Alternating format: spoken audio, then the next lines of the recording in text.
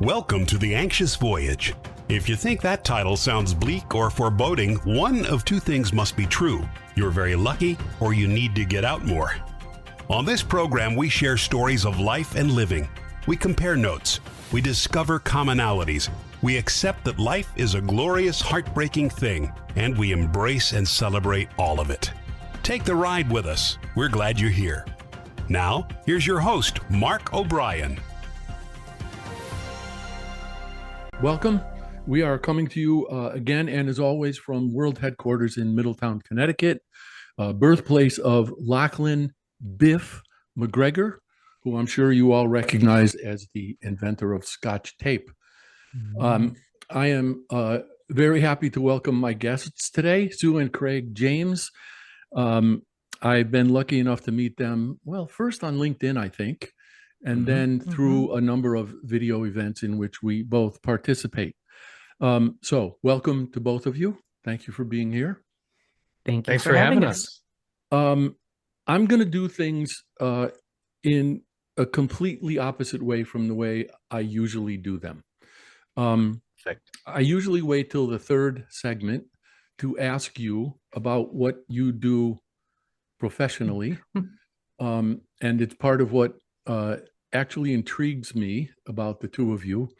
But the reason that I'm going to go about that differently today is, believe this or not, and I don't know if you have Netflix. I have been watching the series, and I have one episode left called Mr. McMahon. Are you familiar with that? No. Je ne sais pas. No. Vince McMahon is the Mr. McMahon in question, and he is the founder and may or may not still be involved in, depending on the status of his various sexual scandals, the World Wrestling Federation, now known as World Wrestling Entertainment. Okay. So the reason that I'm turning this show around today is that at the end of the last segment, which I watched last night, he was talking about the fact that his son Shane and his daughter Stephanie and his wife Linda, who has run for Senate unsuccessfully at least twice, have been very, very much involved in the business and also in the storylines. That is to say, what we see on television.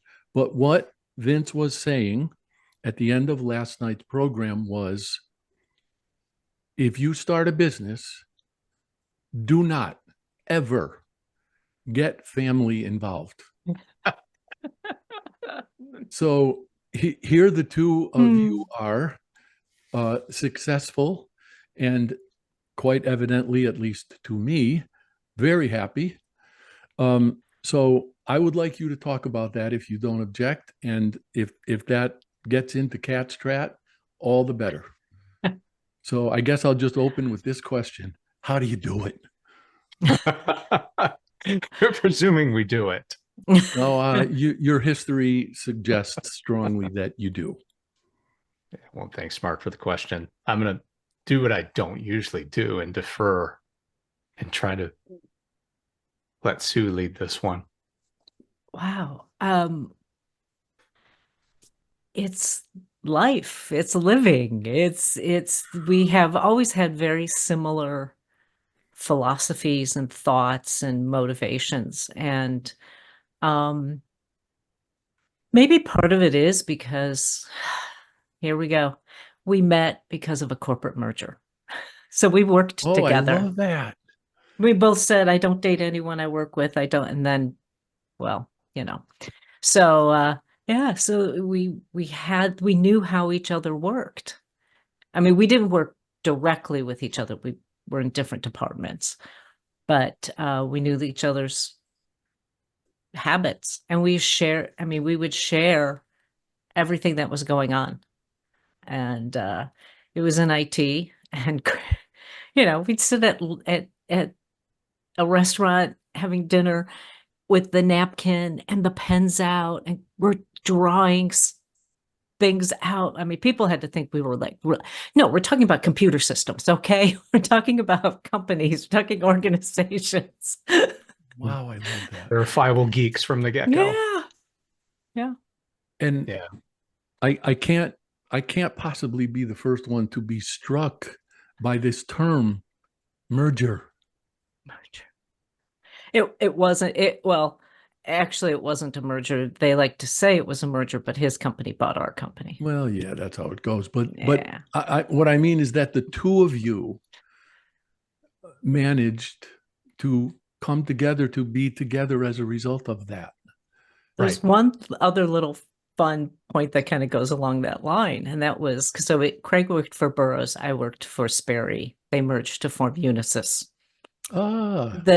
The Michael Blumenthal was the person who put it together, and Time magazine had a picture of him in the article about the merger, and the caption under it was matchmaker, Michael Blumenthal.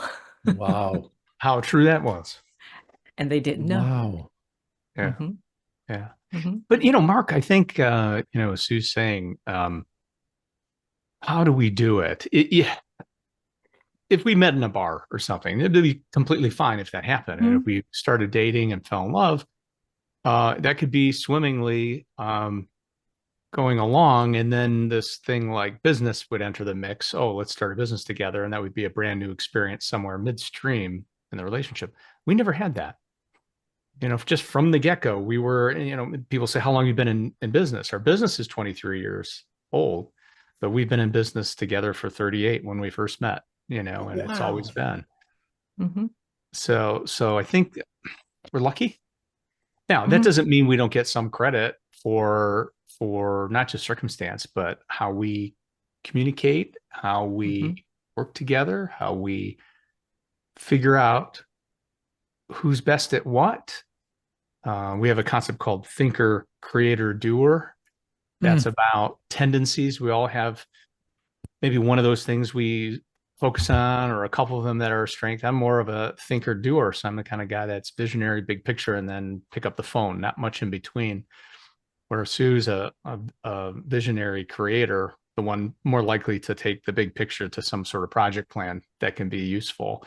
And so we're aware of that. We've learned each other's styles and make sure we're alert to it and respect it and not try to make the other something they're not. I hope you won't take this the wrong way when I say this, Craig, but that's because you're a guy. There's a brilliant video you can find on YouTube from a gentleman named Mark Gungor, Gungor. And he's talking about, he might call it a tale of two brains. I don't know, but it's about men's brains and women's brains. And he first starts out talking about men's brains. And he says, men's brains are comprised of boxes. And none of the boxes are ever allowed to touch another box. And so you can think of one thing at a time, and you just don't want anything else to interfere with that.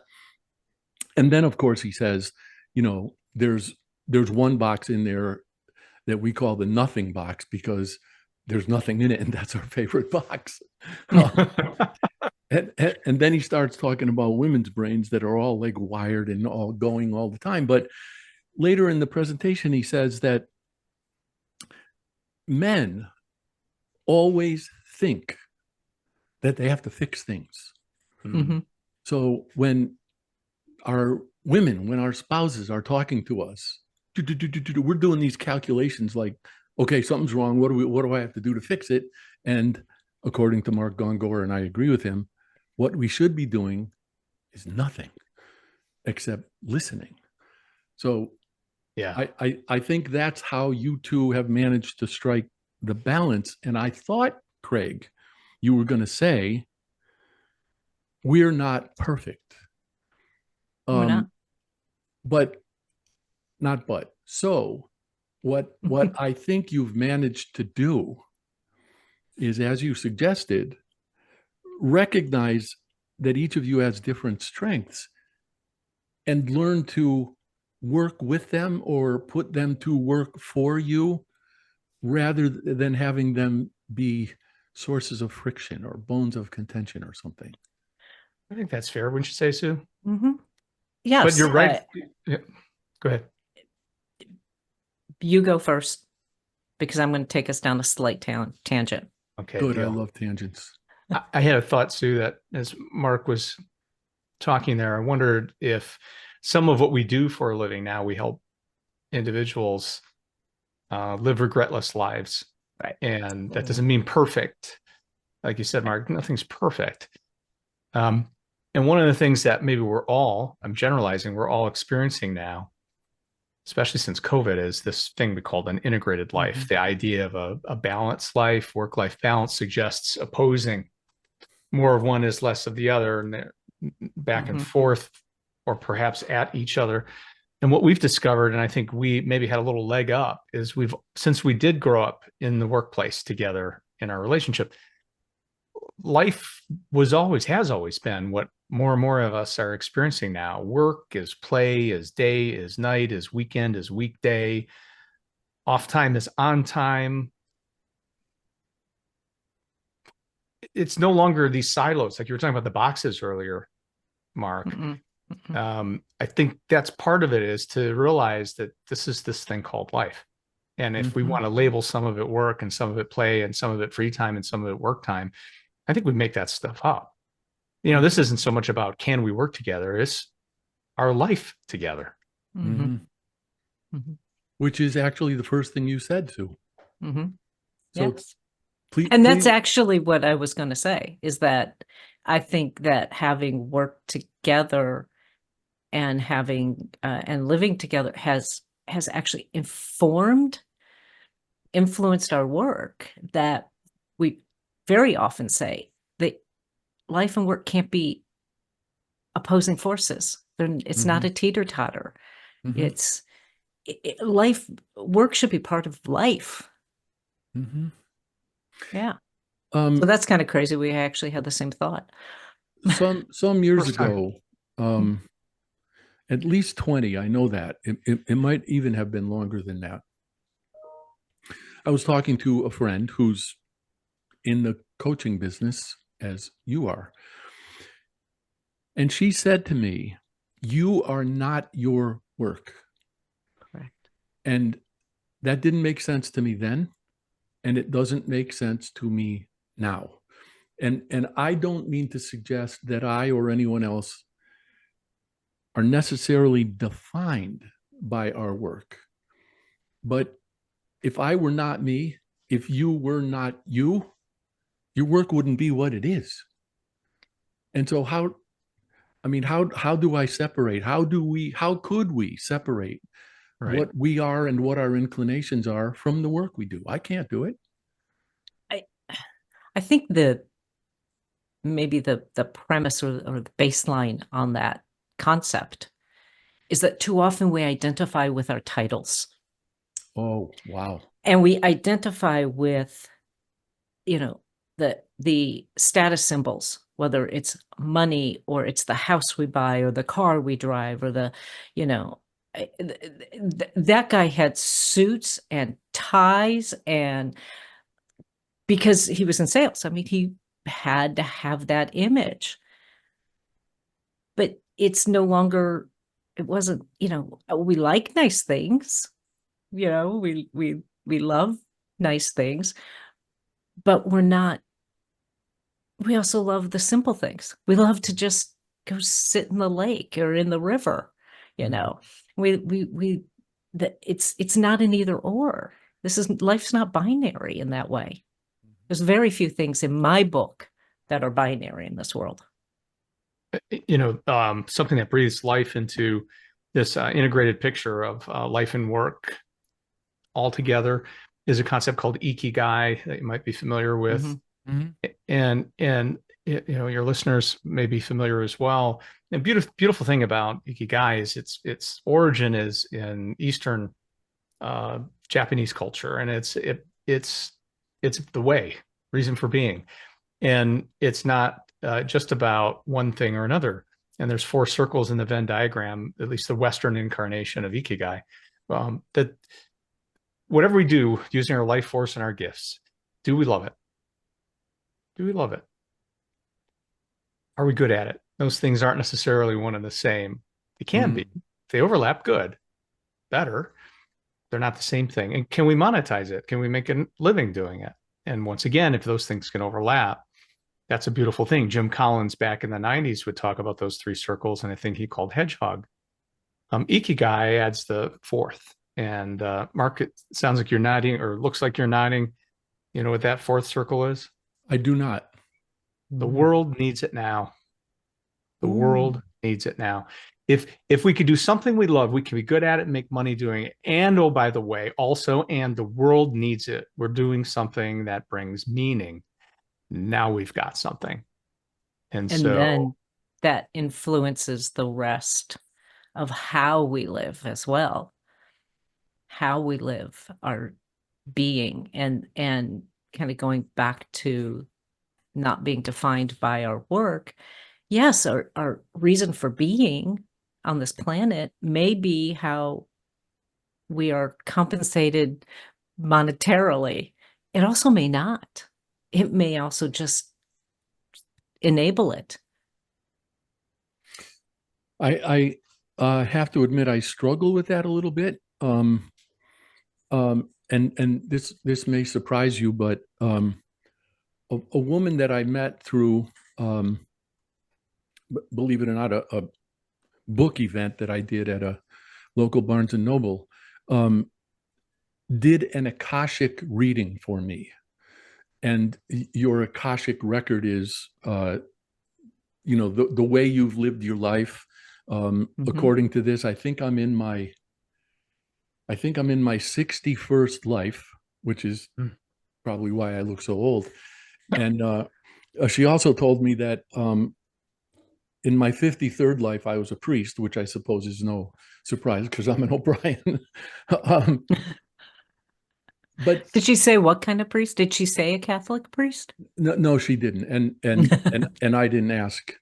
So I'm just going to take this tangent. There have been a couple of occasions Anne gave me this cross. She had it made for me for one of my birthdays. And there have been two occasions in the last, I'm going to say 2 months, in which I've been wearing a dark jersey with a navy blazer, and people have asked me if I'm a priest.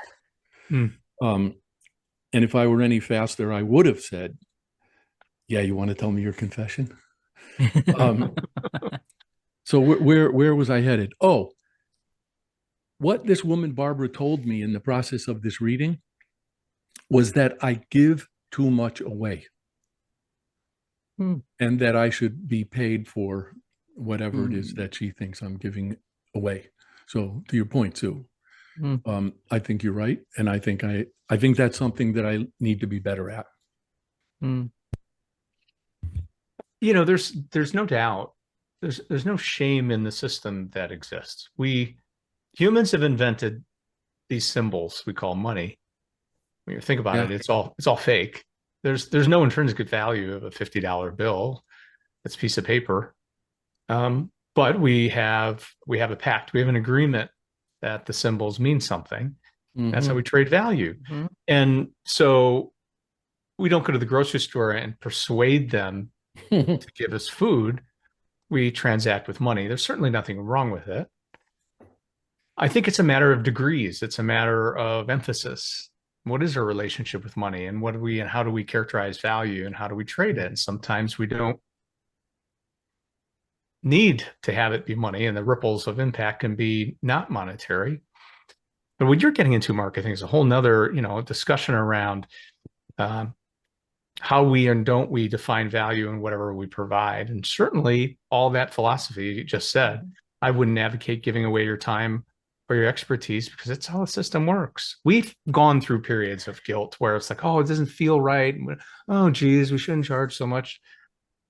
We've discovered is sometimes when we're too prone to give in, it's the client who says, no, I want to pay. Oh, because that's how it works. I need your time and commitment. And you deserve to be remunerated. And our first gig ever as a company 23 years ago, we were negotiated up. We were proposed we proposed our pricing, and it was my friend, and we're like, oh geez, if that rate's okay. And the guy he slams the table and said, I'm not paying you that rate. That's too low. So we should charge what we're worth. Were you all in the same room at the time when he said that? I was not at the table at that point. Yeah. Because I was going to ask if you were in the room with that person, both of you, when he said it, I wondered if you resisted the urge to look at each other. Yeah, because I probably would have gone. Yeah, it was a great lesson. And he said, by the way, this is not altruistic. It's like, look, we need your time and commitment. If you're only charging that rate, it won't be fair to you. And then that will put everything out of balance. You need to be all in time and money. We need to be all in time and money.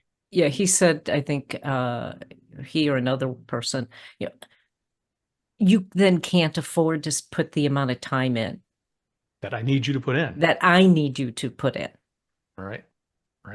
So that was cool. I mean, that was a great lesson. So to your point, we were taught by that friend and client. No, I'm not going to let you undersell yourself.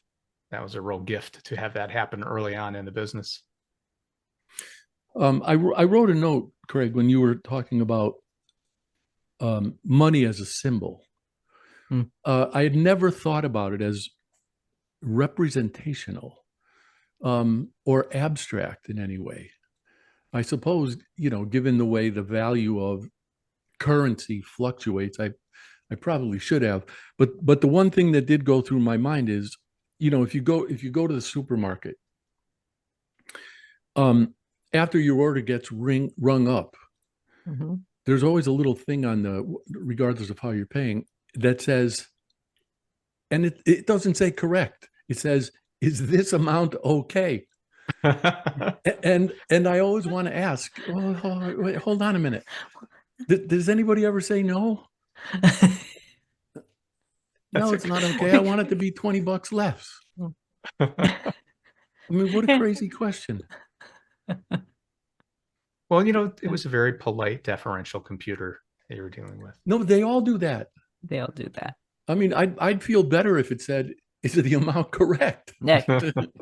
Right? I mean, that's at least quantifiable. And it also reminds me of one time, actually, it wasn't in a grocery store. Do you have Marshall's where you are? Yes. I was in Marshall's, and there was an elderly woman in front of me, and she was paying with a card. So I guess she was trying to put in her PIN, and it wasn't working. So she started banging on the thing, and the young man who was behind the cash register said, ma'am, it's thermal. You don't have to bang at it. And she looks at me and she goes, well, I must not be thermal enough. I thought that was a great line. That's good. I have to remember that one. Yeah, I'm not thermal enough. I'm not. I know we're probably bumping up to a break pretty soon here, but the one of the things we learned in our coaching business, we mostly coach now. We also consult, but it's shifted increasingly to coaching one-on-one individuals. Relationship with money is a biggie. And there are different scripts that we have. One expert about this was talking about there's a money avoidance script. So we end up vilifying people who make money. Rich people are jerks. There's a kind of narrative that is essentially at root avoidance of money out of fear and a bad tape from childhood, maybe. There's money worship. I'll be valued and valuable when. There's miserly scripts. I'm going to save it all until I die. And then there's a status script. I associate my identity with my car, my money, my W-2. It's been a real hot topic lately because after COVID, clients are like, why am I doing this in my life? It used to be about the title and the pay and compensation. And now other things matter more. Yeah. I want to come back to title and pay in a moment, but I'll pause here for the break, but I just want to say, I didn't ask you at the beginning if you have Netflix, but given what you were just saying, Craig, about money, if you do have Netflix, I highly recommend you watch Mr. McMahon. There's at least one screw loose in there, and I know money is one of that guy's drivers, and I know without doubt Yeah. ego is another one. But Mm. beyond that, I'm really not sure what drives that man. It's kind of incredible. And I'm saying this as someone who's been watching his product since my sons, who are now 41 and 38, were kids. And our Saturday morning ritual was to watch WWF in our underwear. And to be able to rethink what we were watching then in terms of this documentary is just mind-boggling. Check it out for sure. Okay, so let's just pause here for our artificial break, and then we'll keep going. Everybody has a story. Everyone's story deserves to be told, and the only bad stories are the ones we don't share. That's why Mark O'Brien created The Anxious Voyage. It's Mark's conviction that every story deserves to be shared, and his purpose is to give people in all walks of life from any circumstances a chance to tell their stories. The Anxious Voyage is now on syndicated Dream Vision 7 radio network every Monday at 1 a.m. and 1 p.m. Eastern Time, with live broadcast every first and third Monday at 1 p.m. Eastern. Please tune in, please join Mark, and please share your stories.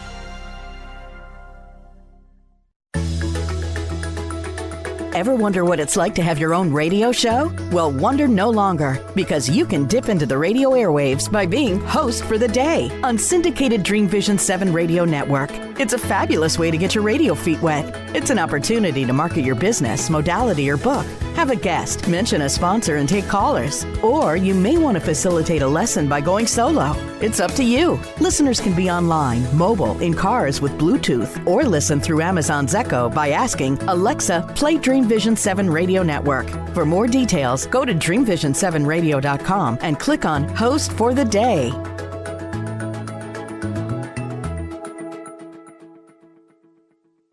You can't establish your brand's authority without a voice. That's why, since 2004, O'Brien Communications Group, OCG, has been helping companies establish their authority, find their brands, distinct voices, and position their brands effectively and persuasively. So effectively that 9 of OCG's clients have been acquired by other companies. OCG's business model emphasizes efficiency and results, not hourly billing, markups, and media commissions. That ensures OCG's advice is unbiased and its clients aren't at financial risk. If you're ready to find your voice and use it to tell your story, OCG is ready to help. You can find O'Brien Communications Group on the web at o'briencg.com. That's OBRIENCG.com, or call 860-944-9022. Calling all authors. Have you been considering an audiobook? Well, look no further. Come take advantage of Dream Vision 7 Radio Network's unique in-house audiobook production, which includes benefits and bonuses from our radio station. Let our knowledgeable staff guide you to create the audiobook you've always dreamed of without breaking the bank. Check out our full one-stop service from A to Z, including the ACX process. Schedule a free consultation by calling 508-226-1723. That's 508-226-1723. Or go to dreamvision7radio.com. This is Dream Vision 7 Radio Network, uniting mankind with universal love. Our shows are created from the heart, bringing each listener to a place of divine enlightenment. Breathe, relax, and enjoy. Let life flow. Okay, so what I wanted to say briefly about titles is there were numerous occasions in my corporate life in which I wanted to ask particular people, if this organization that we are in didn't tell you that you're up here and you have this title, what would you be like and how would you act toward people? Because I still think, and I think I've seen it as recently as the past few months, I think something happens when people get above a certain level in an organization. I don't know if they change. I don't know if they become more fearful. I don't know if their values change. maybe their motivations change. And I will just add this. I don't know if you saw a piece that Dennis published for me quite some time ago called I Am You. But I happened to see a picture on Pixabay of a black and white photo of a homeless man. And when I saw his eyes, this picture just, this piece just wrote it. It wrote itself. And so I was writing it as if I were that person, but that person sees a young man absolutely dressed to the nines and is imagining that young man is miserable. And that young man was me, because I was dressed to the nines and I was miserable. So what is it? What is it that you make of that? I'll just refer to it as a hierarchical change. Do you see it? Sue, what are your thoughts there? Well, I think it's dangerous to paint with a broad brush and say this is what always happens or they change. Thank you for reminding me of that. Often what we've seen, what we've read, studied, is that when people become managers, become leaders, and I hesitate with that because to me a leader is not the title. Yep.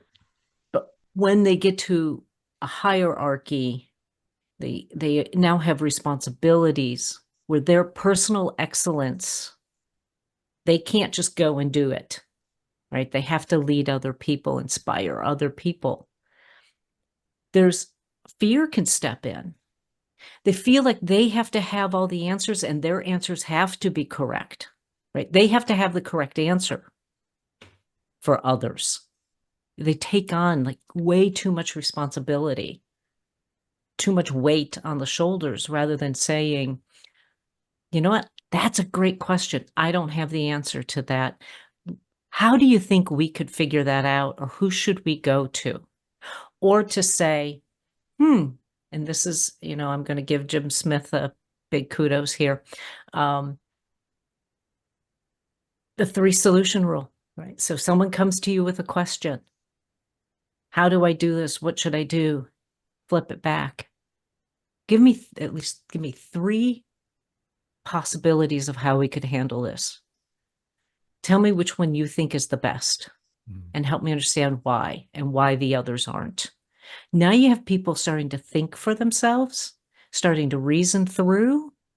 They're starting, and as the leader, the manager, you start to understand how they think and reason and their judgment.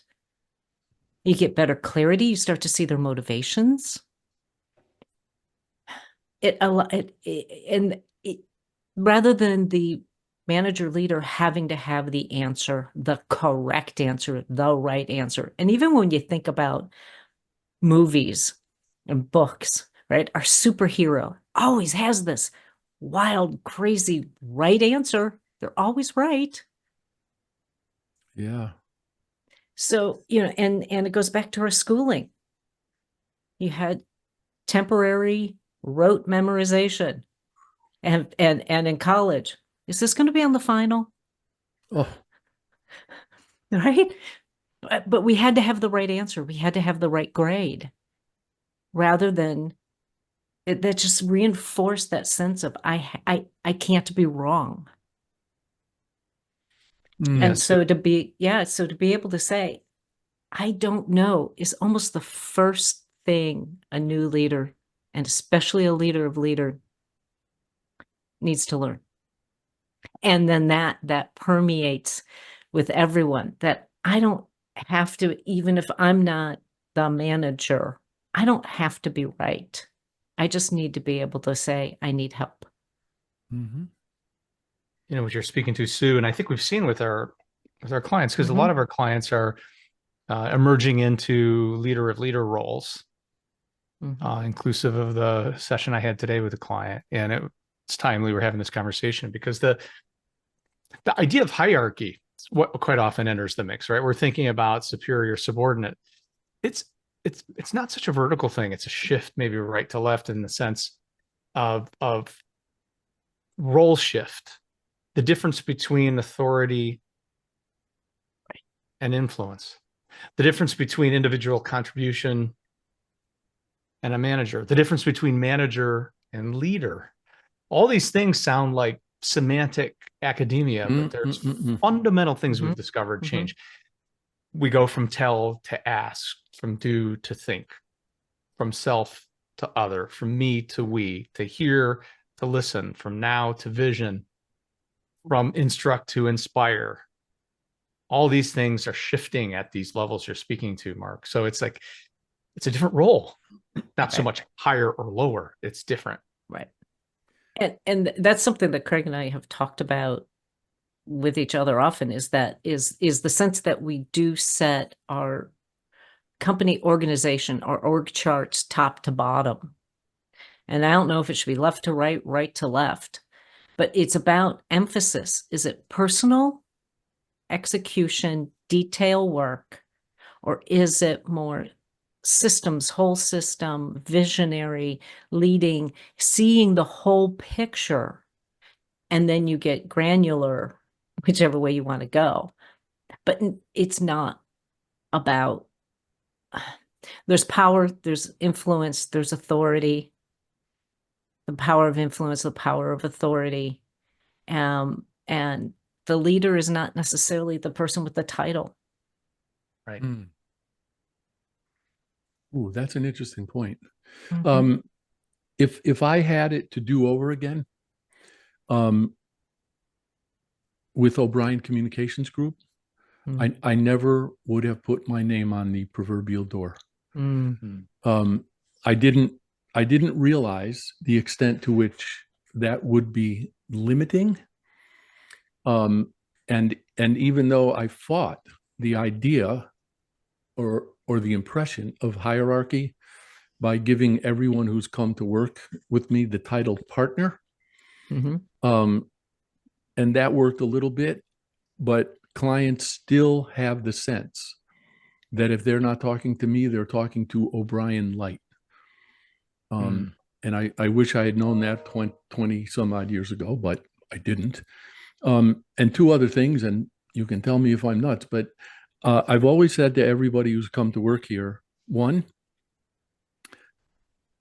you're not being paid to say yes to me.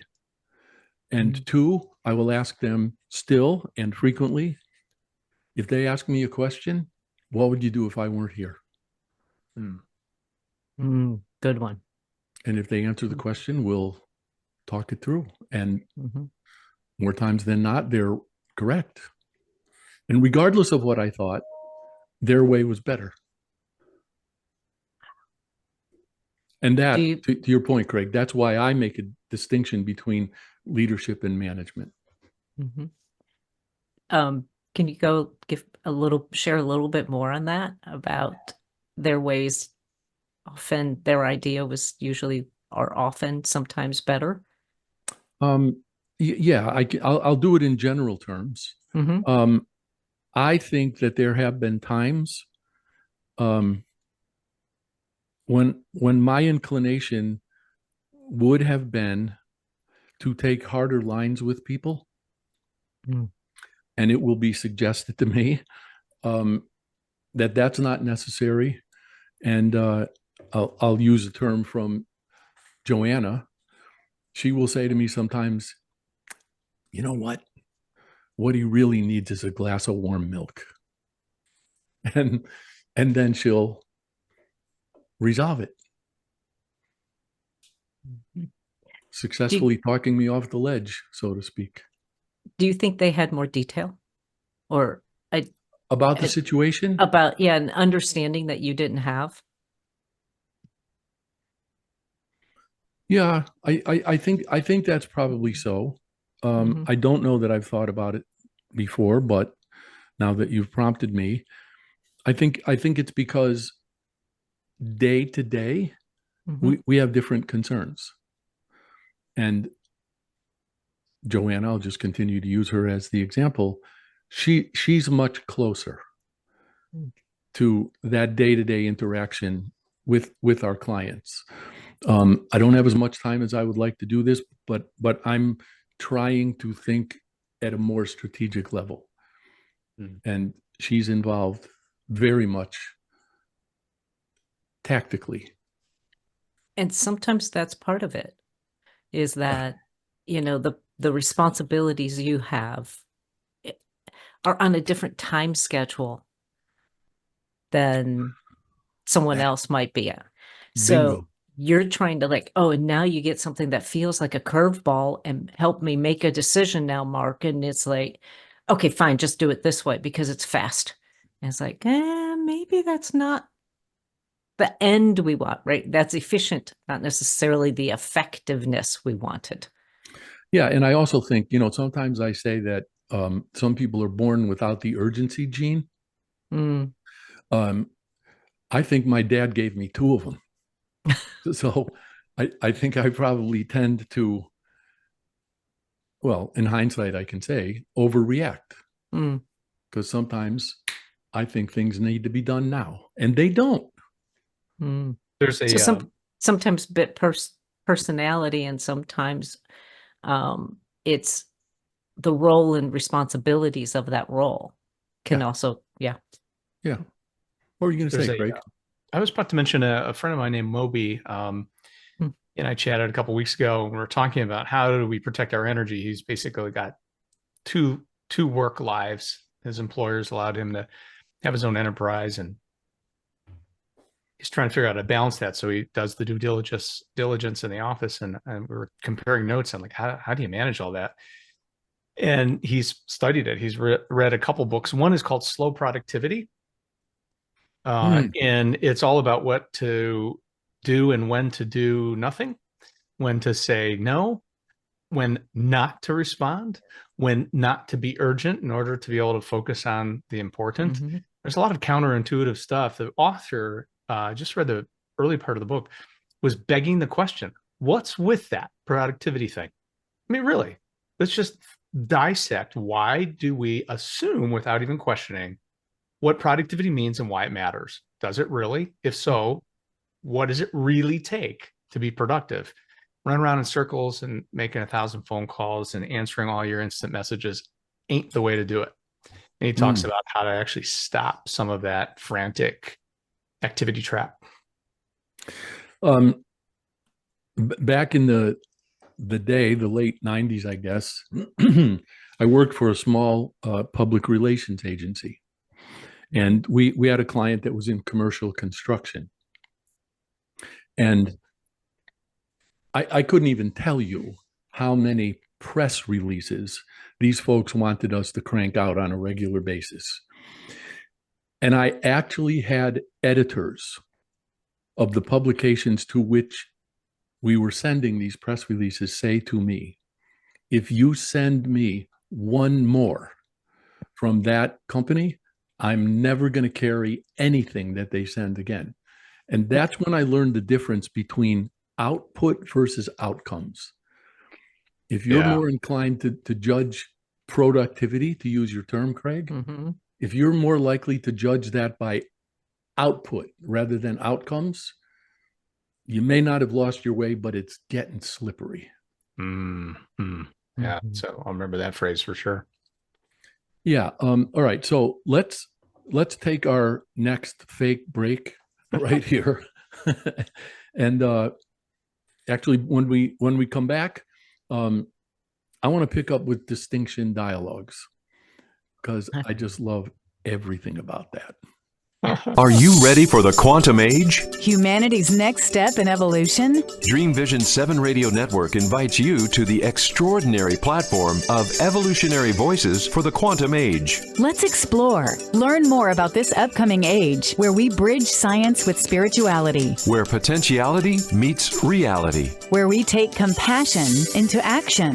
Our trailblazers and visionaries will ask the whys, the what ifs, while igniting continuous possibility. Come along with us into an age beyond what we know today, where we can grow together in unity consciousness. Experience evolutionary voices for the quantum age, Monday through Friday at 8 a.m. and 8 p.m. Eastern on DreamVision7Radio.com.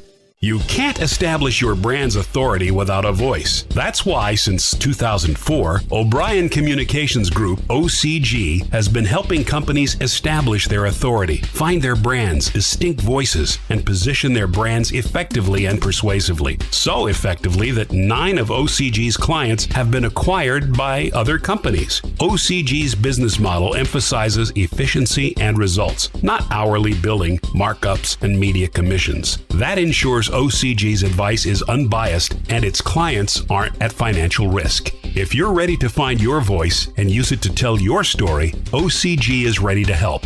You can find O'Brien Communications Group on the web at o'briencg.com. That's OBRIENCG.com, or call 860-944-9022. Calling all authors. Have you been considering an audiobook? Well, look no further. Come take advantage of Dream Vision 7 Radio Network's unique in-house audiobook production, which includes benefits and bonuses from our radio station. Let our knowledgeable staff guide you to create the audiobook you've always dreamed of without breaking the bank. Check out our full one-stop service from A to Z, including the ACX process. Schedule a free consultation by calling 508-226-1723. That's 508-226-1723. Or go to dreamvision7radio.com. Everybody has a story. Everyone's story deserves to be told, and the only bad stories are the ones we don't share. That's why Mark O'Brien created The Anxious Voyage. It's Mark's conviction that every story deserves to be shared, and his purpose is to give people in all walks of life from any circumstances a chance to tell their stories. The Anxious Voyage is now on syndicated Dream Vision 7 radio network every Monday at 1 a.m. and 1 p.m. Eastern Time, with live broadcast every first and third Monday at 1 p.m. Eastern.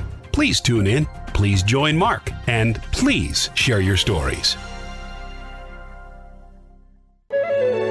This is Dream Vision 7 Radio Network, uniting mankind with universal love. Our shows are created from the heart, bringing each listener to a place of divine enlightenment.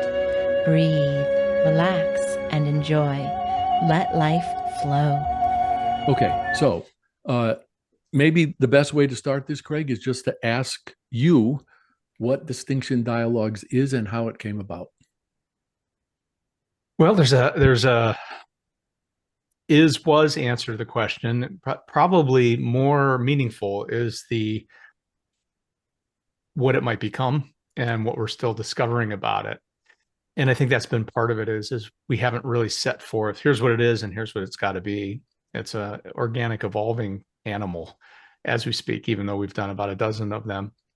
But I would like to not answer that question and defer to Sue, because I think the story about how it became something in the first place at all begins with a story.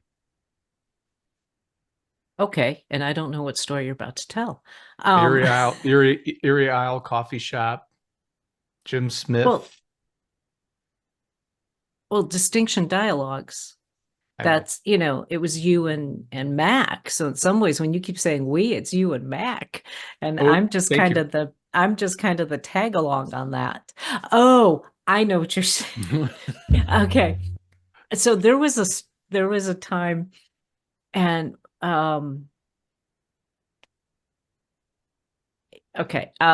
it's a former client of ours, a very dear friend. He's the one that got us into coaching. We were consulting, helping him on the business side. And then in learning about the business, we both were like, what is this? And Craig actually asked him, how do you get into coaching? Okay. And Jim's reply was, you begin coaching. Okay. So, but here we were, and I'm witness to this.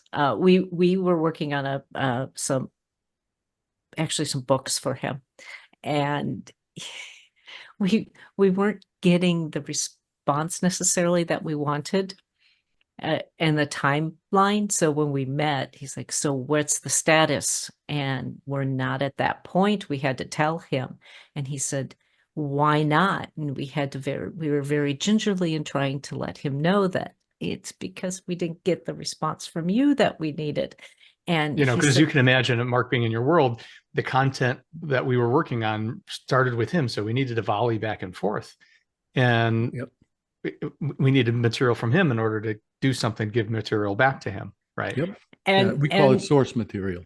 yeah, and he just said, well, why didn't you tell me? Why didn't you push me more? Well, we, maybe did a couple, but then we were being nice and not pushing too hard. And he said, you have to understand, Jim is like the sweetest guy. He's Not a table slammer. such a big heart. He slams the table and he said, if you ever do that again, you're fired. He said, there's a difference between nice and kind. There it is. And that Craig was telling the story to our friend Mac. Mm-hmm. And he and Mac were like, oh, let's explore different words. Let's explore this. So the distinction dialogue, right? 2 words. And so it just was born.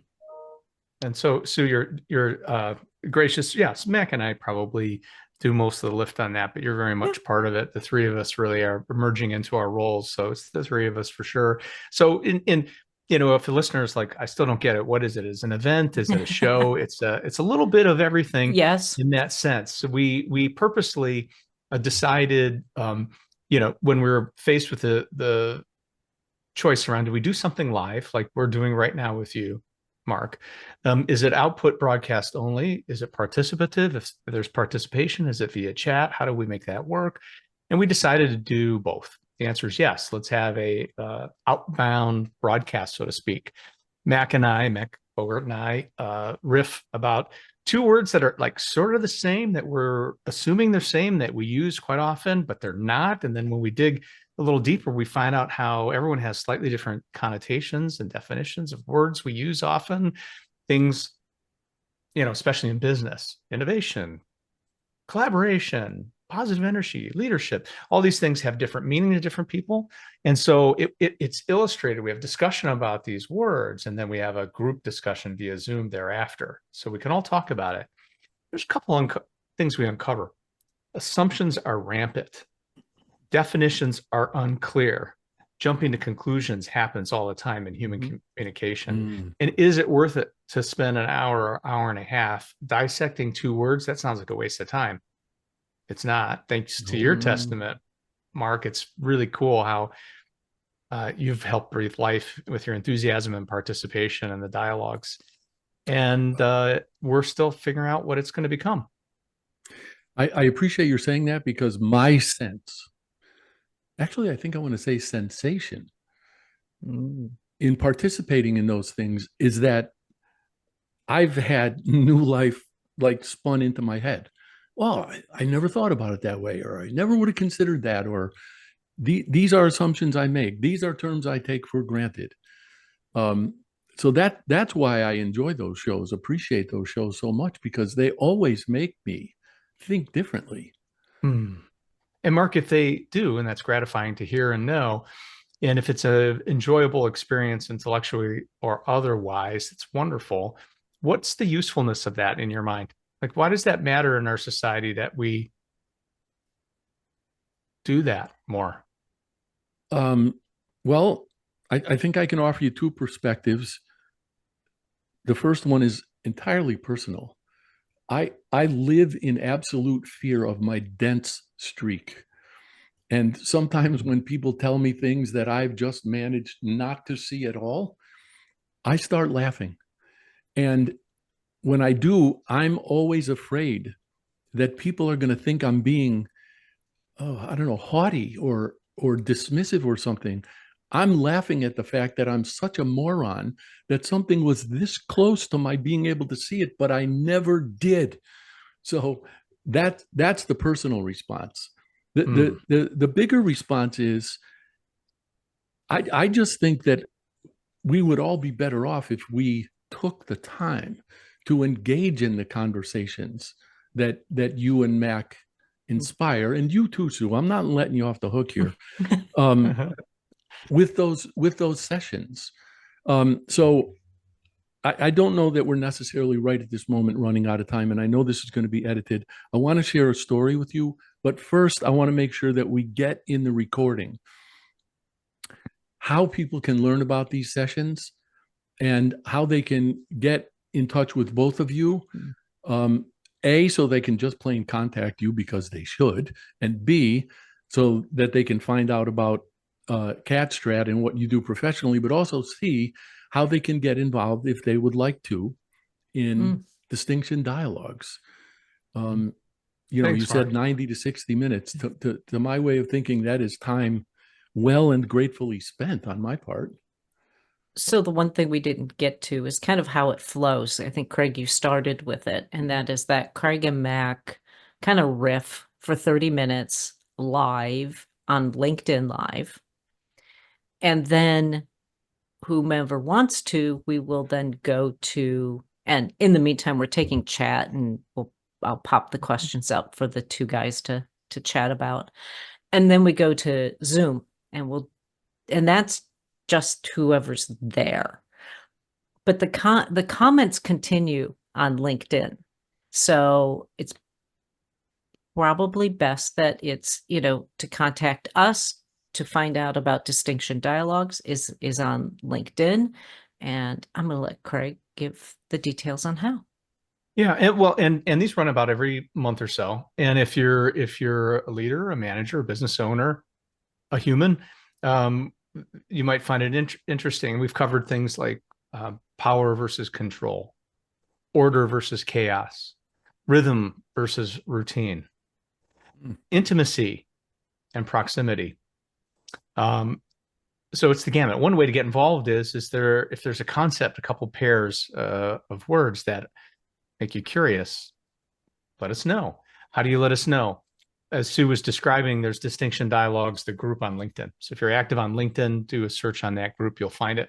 The discussion streams there, the archives of the events are there, and then heads up on what's coming up next. In terms of our business as consultants and coaches, strategists, and executive/career/life coaches, if that's something that piques someone's interest, CatalystStrategies is actually the name of our firm, formed in 2001. We found that hard to spell, type, and remember, and say without a tongue twist. So we became nicknamed CAT-Strat for CatalystStrategies, cat-strat, STRAT.com. And then there's a messaging system there on our website, either of those. So LinkedIn or cat-strat.com. And I will also add that CAT-Strat was mentioned in a book, and I put a hyperlink to the chapter in which you're discussed in the show description on Dream Vision 7 Radio. So if you're interested in that, you can go see that. So I'm going to close out here by saying thank you to the two of you, and for everyone who was here with us live and who will watch the recordings later. And I will be back on the first Monday in November for our next show. So thank you. Thank you for tuning into The Anxious Voyage, the program dedicated to sharing stories, helping people, and celebrating life. You can see and listen to The Anxious Voyage on syndicated Dream Vision 7 radio network every Monday at 1 a.m. and 1 p.m. Eastern Time, with live broadcast every first and third Monday at 1 p.m. Eastern.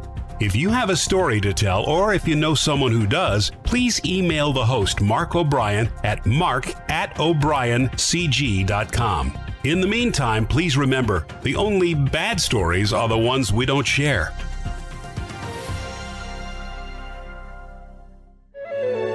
This is Dream Vision 7 Radio Network, uniting mankind with universal love.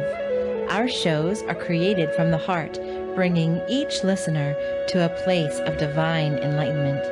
Breathe, relax, and enjoy. Let life flow.